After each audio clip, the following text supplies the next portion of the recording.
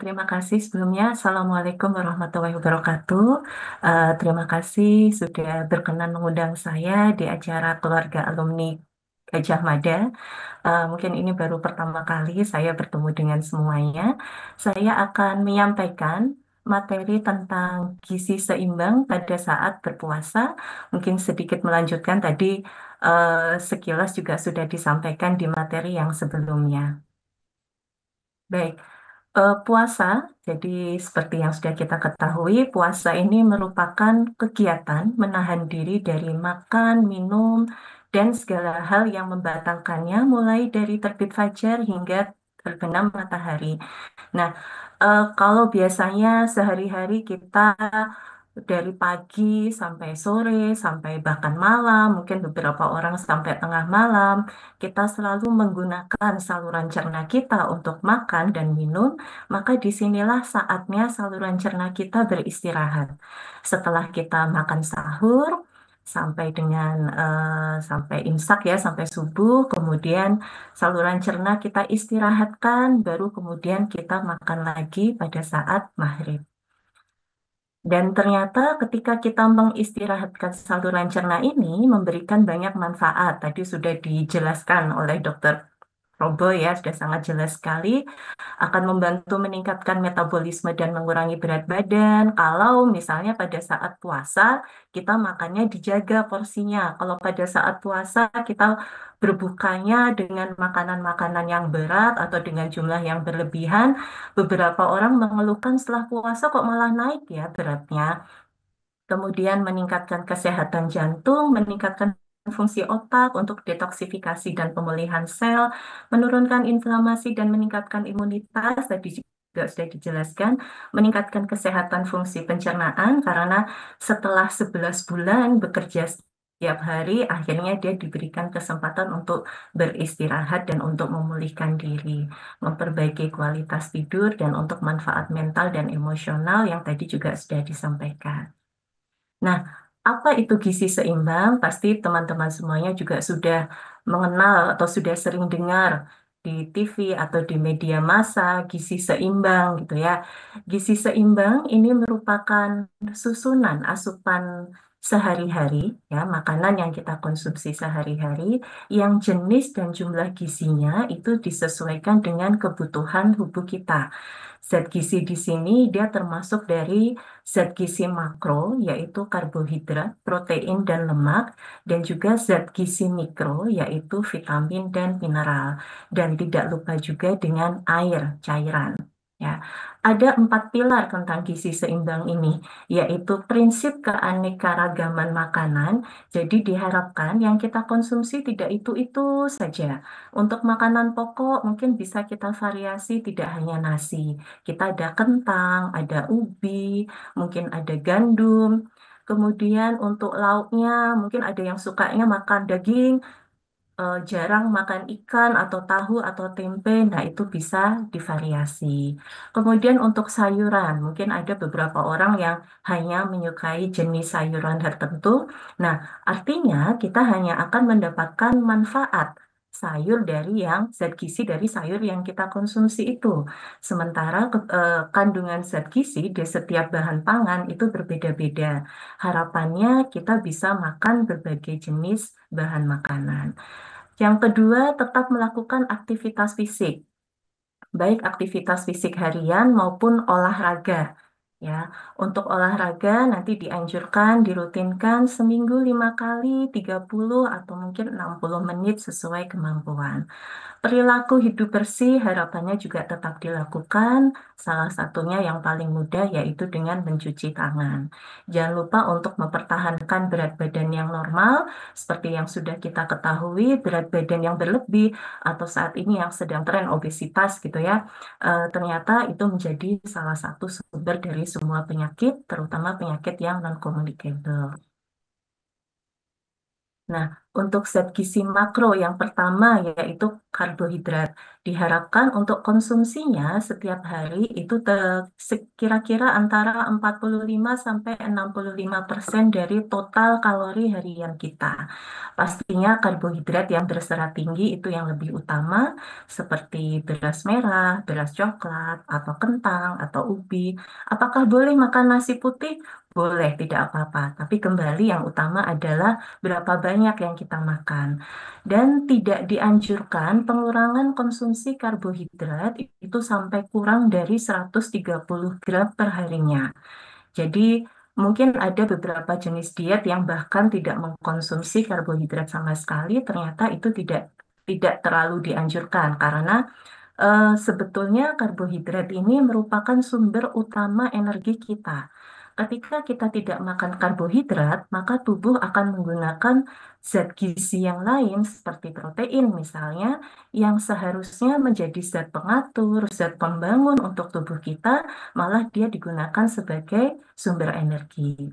Kemudian sukrosa atau gula diharapkan tidak lebih dari 5% dari total kalori harian.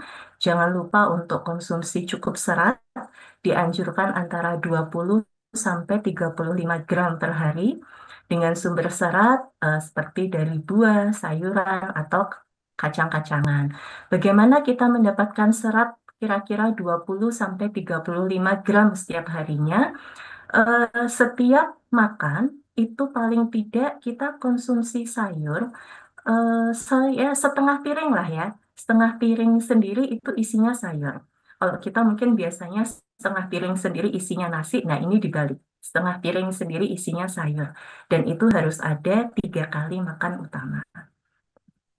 Kemudian protein terdiri dari 15 sampai 20% dari total kalori harian. Itu tadi fungsinya sebagai zat pengatur, zat pembangun ya, membentuk otot kita. Sumber protein kita ketahui ada sumber protein hewani seperti ikan, daging, ayam, telur, susu, dan olahannya. Kemudian sumber protein nabati ada dari kacang-kacangan, tahu, tempe, itu mungkin termasuk yang mudah didapat. Namun untuk persentase 15-20% ini pastinya akan menyesuaikan dengan fungsi ginjal kita. Untuk pasien-pasien dengan masalah penyakit ginjal, mungkin akan ada perlu penyesuaian.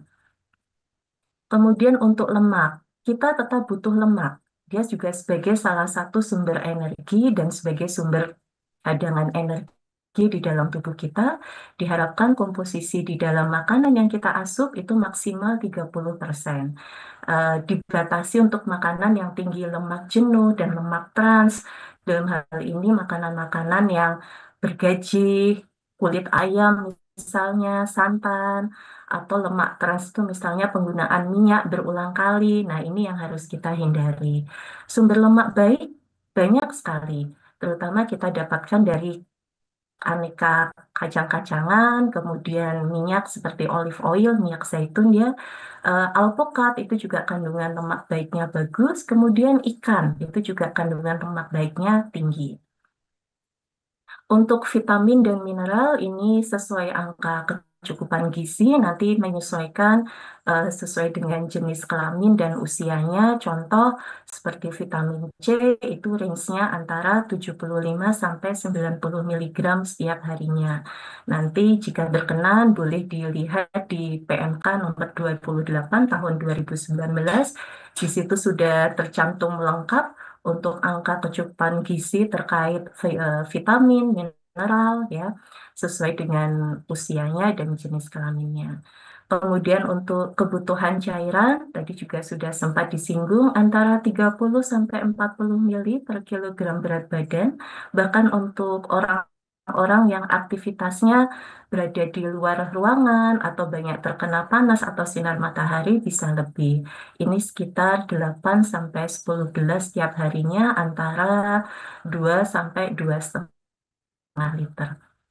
Nah, ini adalah contoh gambaran isi piringku untuk gizi seimbang yang sudah disampaikan oleh Kemenkes. Jadi dapat dilihat di sini sebagai gambarannya untuk makanan pokok ini mengisi sepertiga piring. Ya, Kemudian untuk lauknya kira-kira sepertiga piring. Sementara untuk sayuran dan buah-buahan ini setengah piring sendiri ya. Jadi untuk seratnya di sini.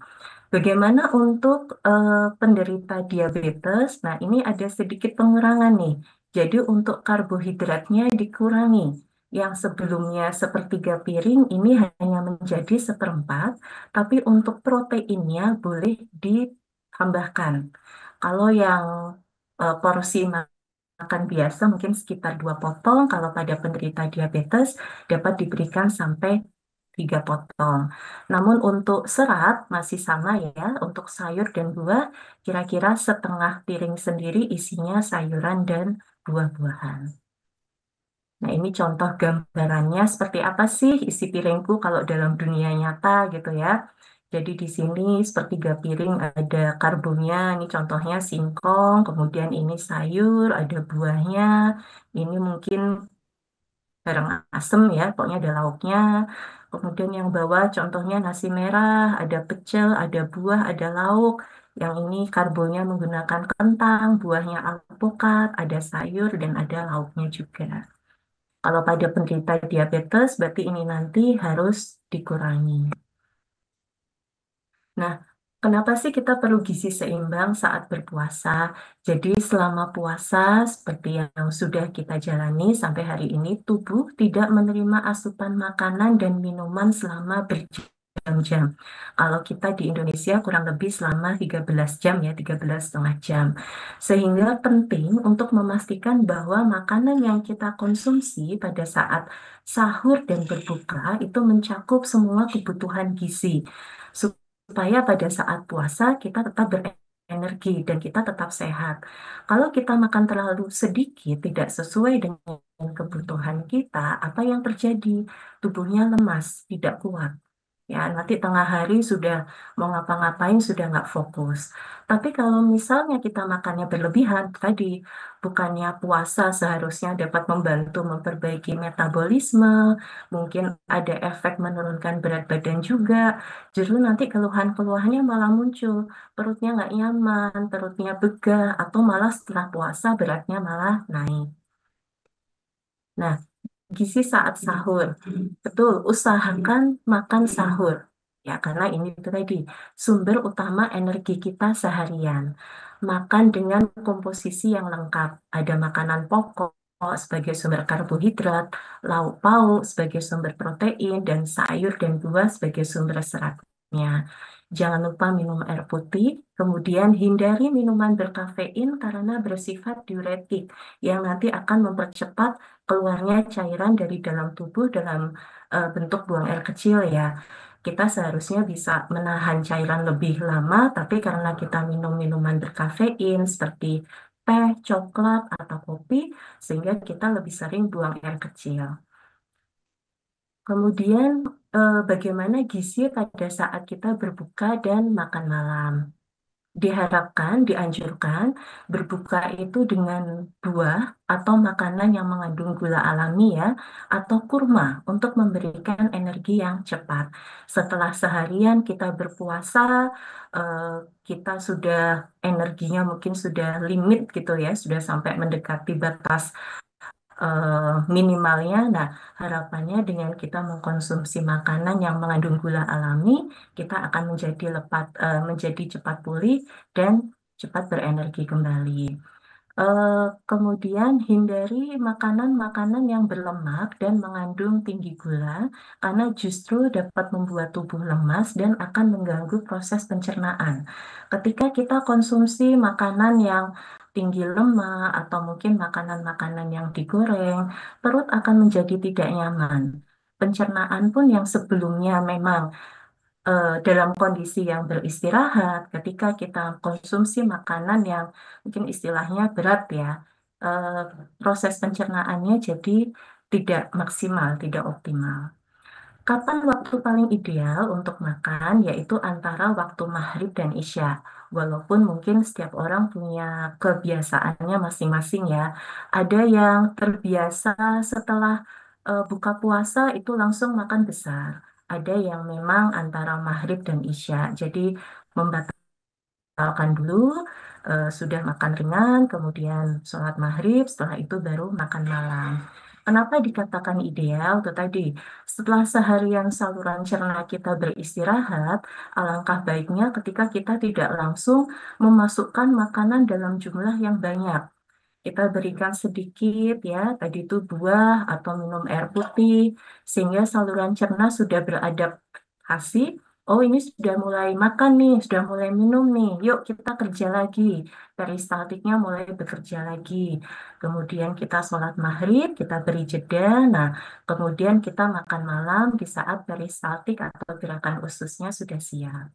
Tapi ada juga nih yang memang terbiasa baru makan malam setelah sholat raweh misalnya. Komposisi gizi lengkap dan seimbang pada saat makan malam. Nah, ini juga penting sama untuk mengembalikan, untuk memulihkan energi tubuh kita. Usahakan tetap ada karbohidrat, protein, lemak baik, sayur dan buah sebagai sumber serat. Cukupkan kebutuhan cairan, minum air putih ya. Kalau biasanya pada saat sahur kita biasanya menganjurkan minum air putih kurang lebih 3 gelas. Sementara kebutuhan kita mungkin antara 8 sampai 10 gelas ya. Nah, pada saat setelah buka puasa ini kita cukupkan kebutuhan minum kita, kebutuhan cairan kita. Sedikit tips untuk berpuasa, jadi bagi waktu makan, ya kalau pada saat puasa memang kita pasti jelas ya makan sahur insya Allah, kemudian buka puasa, kemudian makan besar, makan malam. Untuk orang-orang yang memang tidak ada masalah dengan berat badan atau tidak sedang diet, maka setelah tarawih pun kita boleh makan lagi. Tapi kalau yang sedang diet atau yang sedang menjaga atau mengatur berat badan, sebaiknya setelah sholat tarawih cukup minum air putih saja. Cukupkan konsumsi air putih, jangan sampai kita dehidrasi setelah kita seharian berpuasa. Kadang kita lupa, kita minum, kita lebih memilih yang manis seperti air sirup atau mungkin es campur, pokoknya yang menurut kita seger gitu ya. Tapi kemudian kita lupa minum air putihnya, padahal ini yang dibutuhkan oleh tubuh kita. Hindari makanan berlemak. Seperti yang tadi sudah saya sampaikan, untuk makanan berlemak ini dapat mengganggu proses pencernaan. Perut menjadi tidak nyaman, kemudian kerja peristaltik juga lebih berat. Perhatikan porsi makan. Porsi makan idealnya pada saat makan sahur dan makan malam itu kurang lebih sama. Jadi sebaiknya tidak pada saat makan sahur mungkin makannya hanya sedikit, tapi kemudian pada saat makan malam karena sudah sangat kelaparan sehingga makannya jadi double porsinya. Nah, itu sebetulnya tidak dianjurkan karena itu nanti akan jadi lingkaran setan ya. Pada Mungkin saat makan Dokter malam Rahman, kita ya. waktunya 2 menit lagi, Dok. Siap, siap dokter. Maaf saya lanjutkan. Jadi tadi pada saat makan malam, ketika kita porsinya double, apalagi setelah terawih atau pada saat menjelang tidur kita masih makan, kemudian kita tidur, kemudian saat sahur kita masih kenyang, makannya jadi cuma sedikit, begitu terus berulang. Jadi perhatikan porsi makan kita. Kemudian kalau stres, istirahat cukup ya untuk menjaga kebugaran, kita juga tetap harus melakukan aktivitas fisik. Nah, sebagai simpulan, berpuasa tidak hanya tentang menahan lapar dan haus, tetapi juga tentang menjaga keseimbangan gizi tubuh. Mengatur pola makan yang baik akan menjaga tubuh tetap bertenaga, sehat, dan siap menjalani aktivitas sehari-hari selama bulan puasa. Terima kasih. Demikian dari saya, Dr. Novi. Wassalamualaikum warahmatullahi wabarakatuh.